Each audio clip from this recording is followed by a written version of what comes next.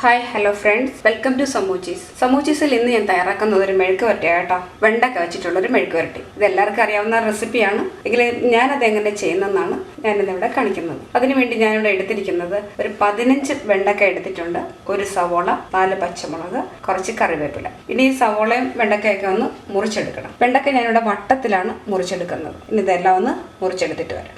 പിന്നെ ഇതിനാവശ്യമായ മസാലപ്പൊടികൾ: 1/2 ടീസ്പൂൺ മഞ്ഞൾപ്പൊടി, 1 ടീസ്പൂൺ കുരുമുളക് പൊടി, ഇതിനാവശ്യമായ ഉപ്പ്, വെളിച്ചെണ്ണ, കടുക്. ഇനി ഈസി ആയിട്ട് ചെയ്തെടുക്കാൻ പറ്റുന്ന വെണ്ടക്ക മെഴുക്ക് വരട്ടി എങ്ങനെയാണ് തയ്യാറാക്കുന്നത് നമുക്ക് നോക്കാം. വെണ്ടക്ക ഞാൻ ഇതുപോലെ മുറിച്ചെടുത്തിട്ടുണ്ട്. ഒത്തിരി നൈസായിട്ട് മുറിക്കരുത്, ഈ കട്ടിയിൽ വേണം മുറിച്ചെടുക്കാനായിട്ട്. തീരെ നൈസാക്കി മുറിക്കുകയാണെങ്കിൽ നമ്മൾ തയ്യാറാക്കുമ്പോഴത്തേനും അത് പൊടിഞ്ഞു പോകും, ഇതെല്ലാം ഇങ്ങനെ ഉടഞ്ഞു പോകും. അതുകൊണ്ട് ഇതേ രീതിയിൽ ഈ എന്തെങ്കിലും വേണം മുറിച്ചെടുക്കാനായിട്ട്. അതുപോലെ തന്നെ സവോളയും പച്ചമുളകും ഇതുപോലെ ചെറുതായി മുറിച്ചെടുത്തിട്ടുണ്ട്. ഇനി നോക്കി മെഴുക്ക് വരട്ടി തയ്യാറാക്കിയെടുക്കാം. മെഴുക്ക് വരട്ടി തയ്യാറാക്കുന്നതിന് വേണ്ടി ഒരു ഫ്രൈ പാൻ വെച്ച് എണ്ണ ഒഴിച്ച് ഞാൻ ഇവിടെ ചൂടാക്കിയിട്ടുണ്ട്. അതിലേക്ക് നമുക്ക് 1/2 ടീസ്പൂൺ കടുക് ഇട്ട് കൊടുക്കാം. ഇതുപോലെ അല്പം കടുക് ഇട്ട് കൊടുക്കുക. കടുക് ഇവിടെ പൊട്ടി വന്നിട്ടുണ്ട്. അതിനകത്തേക്ക് അല്പം കറിവേപ്പില കൂടെ ചേർത്ത് കൊടുക്കാം. ഇനി നമ്മൾ അരിഞ്ഞ് വെച്ചിരിക്കുന്ന വെണ്ടക്ക ഇട്ട് കൊടുക്കാം.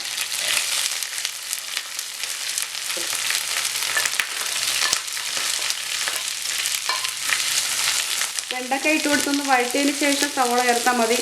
വെണ്ടക്കായ്ക്കൊരു വഴുവഴുപ്പുള്ളതാണല്ലോ, അതുകൊണ്ട് ആദ്യം ഇതൊന്ന് ഇട്ട് വാട്ടിയതിന് ശേഷം സവോള ചേർത്താൽ മതി.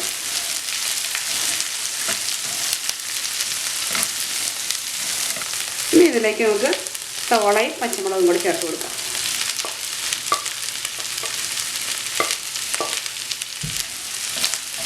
വീണ്ടും എല്ലാം കൂടെ നന്നായിട്ട് വഴറ്റണം.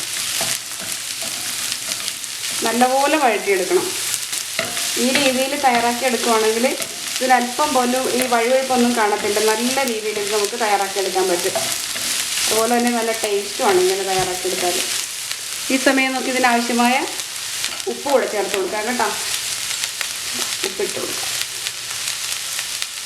നോക്കിയിട്ട് പിന്നെ പോരാതെ ഒരുപാട് ചേർത്താൽ മതി.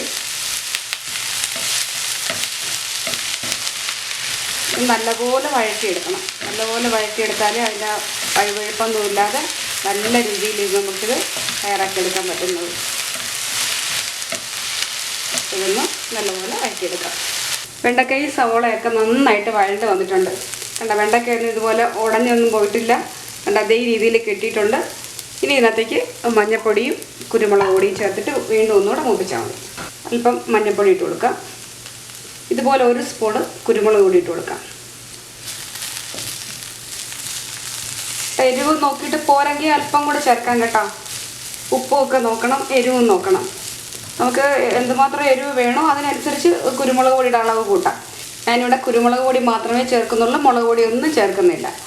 ഈ രീതിയിൽ തയ്യാറാക്കിയെടുത്താൽ നല്ല ടേസ്റ്റാണ് ഇതിന് മുളക് പൊടിയുടെ യാതൊരു ആവശ്യമില്ല. നമ്മൾ സാധാരണ കക്കായിറച്ചിയൊക്കെ തയ്യാറാക്കത്തില്ലേ, അതുപോലെ ഇരിക്കും. ഇതൊന്ന് കുറച്ചുകൂടെ വഴറ്റിയെടുത്ത് വരുമ്പോഴത്തേന് ഇതുപോലെ 1/2 സ്പൂൺ കുരുമുളക് പൊടിയും കൂടെ ചേർത്ത് കൊടുക്കണം. വീണ്ടും ഇതെല്ലാം കൂടെ നന്നായിട്ടൊന്ന് വഴറ്റണം. ഈ കുരുമുളകിൻ്റെയൊക്കെ കുത്തലൊക്കെ ഒന്ന് മാറുന്നത് വരെ, അതിൻ്റെ പച്ചച്ചുവയൊക്കെ ഇല്ലേ, അതൊന്ന് മാറുന്നത് വരെ ഒന്ന് വഴറ്റണം.